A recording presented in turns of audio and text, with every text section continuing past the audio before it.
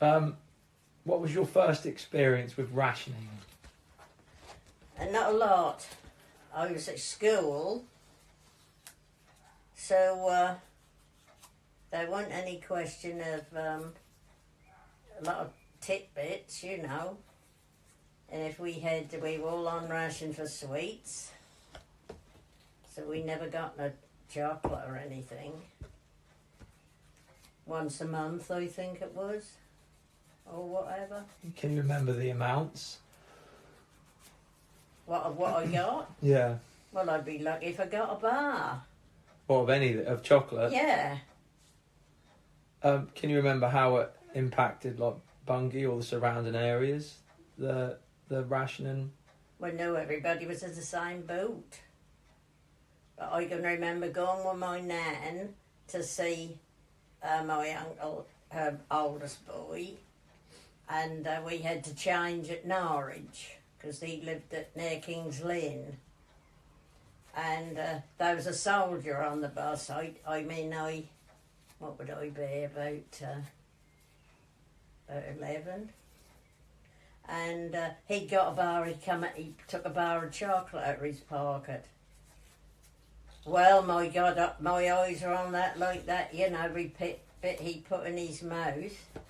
And in the end, he looked at Nanny and he said, "Is it all right?" And he gave me 4 squares. Wow. Well, honestly, I made him feel uncomfortable, I suppose, eating it in front of me. Did everyone start growing their own fruit and veg during this time? Oh, well, yes, in the country they always did, especially vegetables. I can't ever remember my mum ever buying vegetables because of, you know, being in the garden.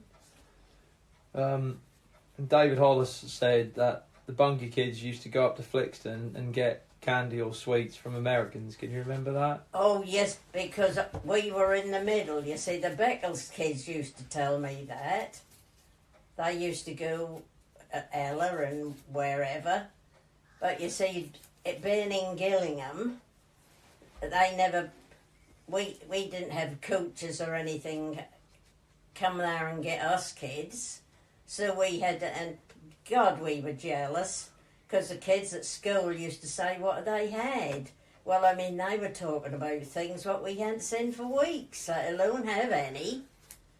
And they'd say, oh, and they put lovely Christmas do's on for the children. Well, we never got invited to them because they were in the town, you see. Same as Bungay, they all went to Flixton. God, we used to be jealous.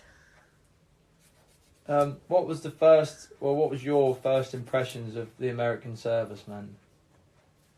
Saucy.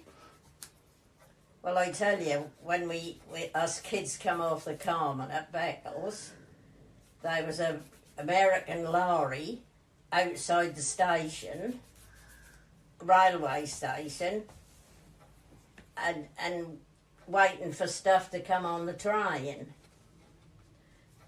And he was leaning near the lorry, the driver was, and when we all come out, there's 2 or 3 of us girls, I mean, we were only school kids, and he say, "Hiya, honey, where are we going?"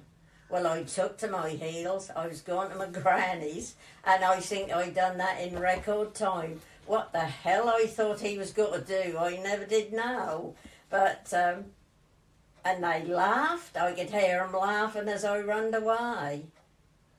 Did it change over time, the way that people over here thought of the American servicemen? Oh, yes, they were. You know, I mean, the ladies in the village, the mothers rather used to do their washing.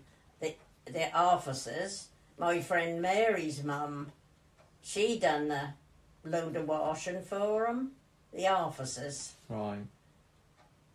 So, and then they'd bring them little bits and pieces of food, what we couldn't get. So Mary was all right, you see. Can you remember the American lads helping on the local farms? Oh, yes. Yeah, and the German prisoners. What, working? Yeah, and there was the farms were around us, you see, and there was a small holding in the village, and there was two used to help at that place, and in the end, he never did go back. He opened a shop in Gillingham. Durack, his name, Mr. Durack, and he married a girl of the village and stopped. He never did go back.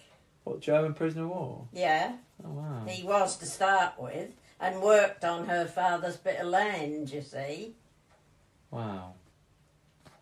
And in Gelston, there was another one. He worked with the farm at Gelston. They were everywhere.